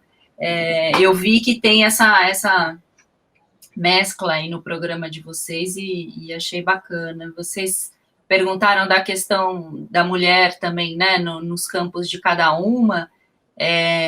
Eu até dou um curso de mulheres na música, que aí levanta todas essas questões, né, e aqui vocês estão principalmente falando de mulheres instrumentistas, e a gente tem, né, seja na música popular ou na música clássica também, as mulheres como intérpretes, né, então as mulheres podem ser também cantoras, ou principalmente uma solista, aquela coisa meio diva, de aparecer linda e de vestido, né, mas a gente tem que prestar atenção dentro da área da música para o papel das mulheres em papéis de liderança e da composição, que é da criatividade, que é uma área, um domínio tradicionalmente dito que é dos homens, né? Existiam teorias, assim, muito sérias e difundidas, que a mulher, ela não podia compor, porque ela não tinha essa capacidade criativa mesmo, e isso se reflete até hoje no porquê a gente tem tão pouco mulheres compondo, ou mulheres em papéis de liderança, no caso da música clássica, mulheres regentes, né?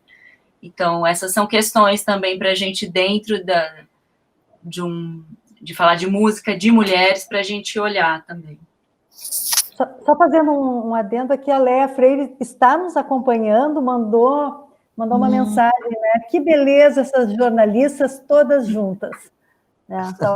Que bacana. A Léa é maravilhosa. Eu queria falar sobre a questão de ser um festival todo dedicado à música instrumental, que é raríssimo, né?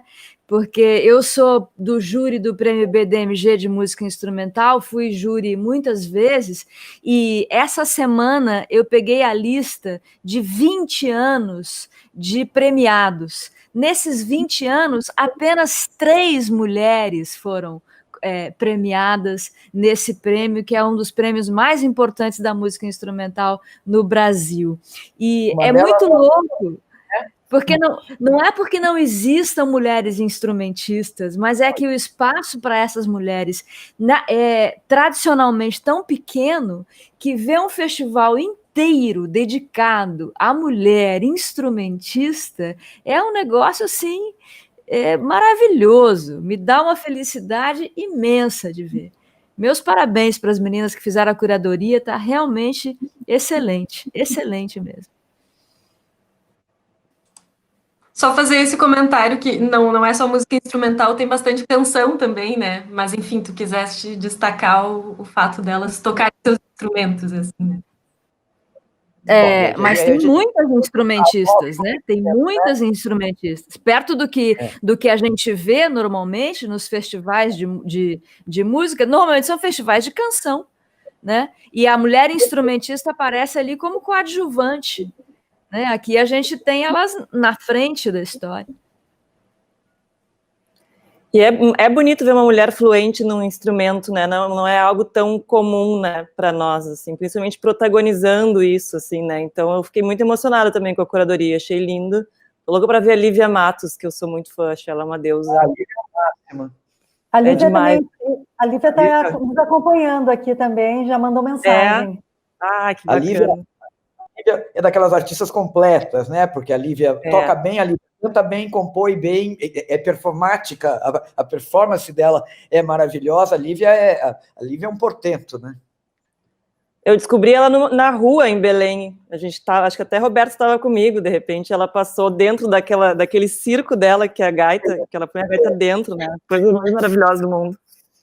Eu queria ir para Belém agora. Olha eu. Esse frio que tá. Olha, eu acho toda... é muito... A gente discute muitas vezes, né, e chamam para discutir mulheres na música e curadoria na música de mulheres e sei lá, eu realmente sonho pelo dia que a gente não vai ter que mais discutir isso. E alguém uma vez sempre me pediram para escrever, você acha que tem que ter festival só para mulher, mas isso não... Eu falei, gente, vocês entendem que assim, quando não tiver que ter essas coisas, não vai mais ter, mas é que realmente, por enquanto, está precisando e muito. Então, toda iniciativa que a gente possa falar e discutir, são raras as mesas que eu participo com jornalistas mulheres só, né? É muito raro a gente ter um encontro de jornalistas mulheres, ter uma van de jornalistas mulheres. Isso vem aumentando, ainda bem, espero que aumente muito mais. E sempre me perguntam, você acha que tem que ter festival só de mulheres? Sim, eu acho que tem, quando não tiver, não vai ter mais, e a gente vai estar bem feliz quando esse momento chegar, mas ainda está longe.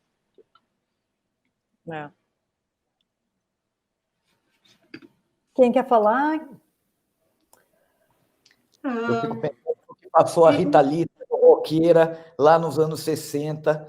Você já pensou o que ela enfrentou como mulher?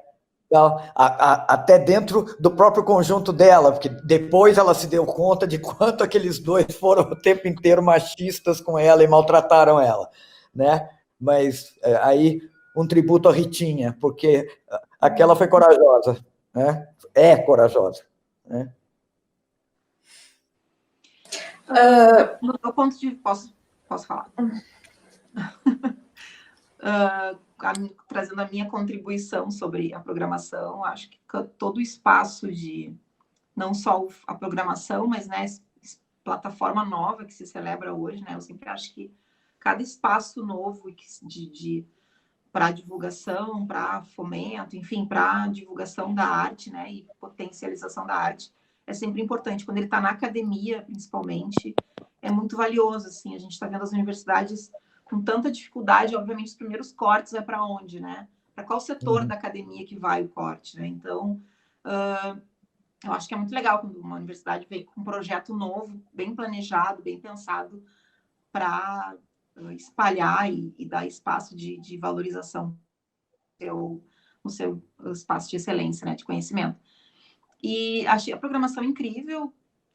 Confesso que senti falta de artistas da cultura urbana, não vi nenhuma DJ, ou alguma outra mulher da cena do hip hop, que também a gente tem produtoras que tocam inúmeros instrumentos para as suas produções de beat.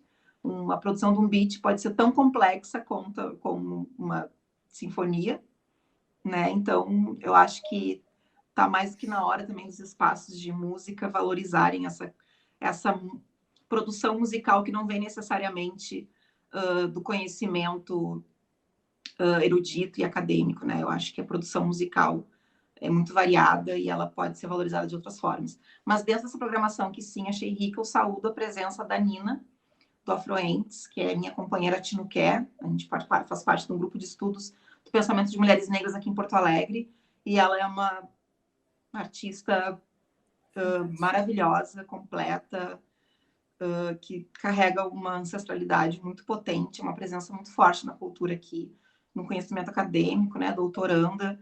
Então, sim, eu acho que é muito, muito importante a presença dela nesse espaço, e acredito que ela vai ser ainda muito potente nesse cenário. Então, acho que essa programação não me contempla musicalmente, pela falta da cultura urbana, mas me contempla na minha negritude com a presença da Nina.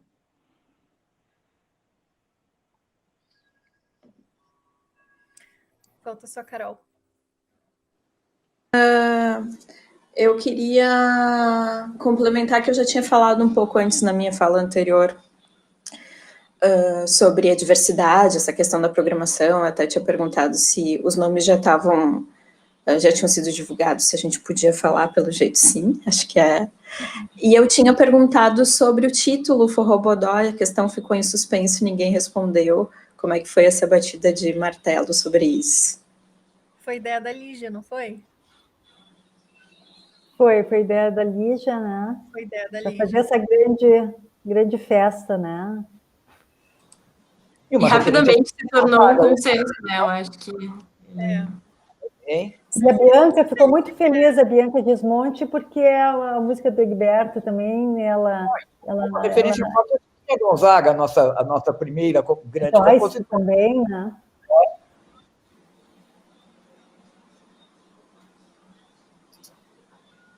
Não sei se a Lígia não quer falar um pouquinho sobre isso, Lígia? Esse Forrobodó? Não? Tá. Lígia não quer falar, olha só. Bota a gente para falar e ela também não fala. Mas acho que era isso, né, gente? Encerramos, então.